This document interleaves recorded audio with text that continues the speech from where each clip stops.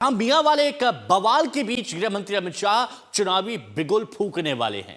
अमित शाह डिब्रूगढ़ में असेंबली की नई बिल्डिंग की आधारशिला रखेंगे, लेकिन पारा तो हिमंता बिस्वा शर्मा के मियां वाले बयान को लेकर चढ़ा हुआ है।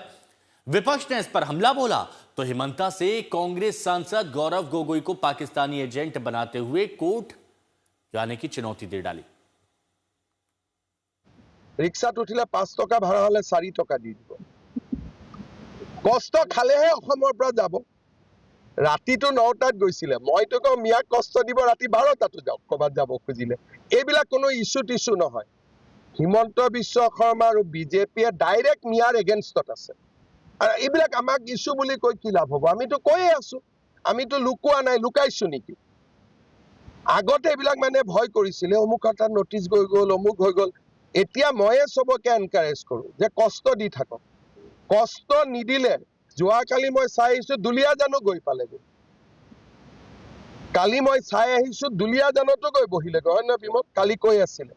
গতিকে আপোনালোকেও কষ্ট দিয়ক আৰু তেওঁলোকৰ সিম্পেথাইজ নিউজ কৰি নাথাকিব। আপোনালোকৰ ঘৰতে লাভ জেহাদ হৈ যাব। একদম সুনামি কৰি থাকিব। খালি সুনামি ৰিজাল্টটো পাকিস্তানত হ'ব। সুনামি ইয়াত হ'ব, ৰিজাল্টটো পাকিস্তানত পাব। কংগ্ৰেছ সৰাসৰ মিয়া পাৰ্টি এতিয়া মুকে ভয় খুৱাব কৈছে, ৰাতি 12টাত গৈছে অফিচত। মইতো কৈছো 2টাতো যাব লাগে, আৰু অফিচাৰ বিলাকে ৰাতি 2টা-3টালৈকে কাম কৰিব লাগে মিয়াৰ নাম কাটিবৰ কাৰণে যদি পাৰে। গতিকে ইয়াত লাজ কৰিবলগীয়া কি কথা আছে? আমাৰ দৰে যদি যুঁজিলেহেঁতেন মিয়াৰ লগত, অসমখনৰ পৰিৱেশ এনেকুৱা নহ'লেহেঁতেন। আগতে যদি যুঁজিলে, কংগ্ৰেছে নুযুঁজিলে বুলিহে এনেকুৱা হ'ল। दो टूक बात हिमंता बिस्वा शर्मा की आपने सुन ली। अब विपक्ष ने मियां वाले बयान पर हिमंता को घेर लिया। बीजेपी पर हिंदू मुसलमान करने का आरोप भी लगा रहे हैं। This poisonous division of divide is as coming as venomous words from the mouth of those who are heading the BJP governments in multiple states, and this is just yet another occasion where we are witnessing it again. They should understand that India is our country and all Indians are our brothers and sisters, whether invariable of what faith any Indian belong to. When will they ever understand? Will they ever understand the basic ethos of this country, the basic values in our constitution? Himanta Biswa Sharma और उत्तर प्रदेश के मुख्यमंत्री में competition चल रहा है। जाहिर सी बात है कि असम में चुनाव सामने है और हिमंता बिस्वा का जो कोर्ट केसेस चल रहे हैं वो कानून के शिकंजे में वो फंसते जा रहे हैं। हमारे आदरणीय गृह मंत्री जी पहले कहते थे कि मैं हिमंता को जेल भेजूंगा, तो फाइल तो चली रही है। तो जब जब फाइल हिमंता बिस्वा जी के खिलाफ जाती है तो वो मुसलमानों के खिलाफ बात करके वो कवर करना चाहते हैं। हिमंता बिस्वा आखिरी बार मुख्यमंत्री है, जेल जाने के लिए तैयार रही है।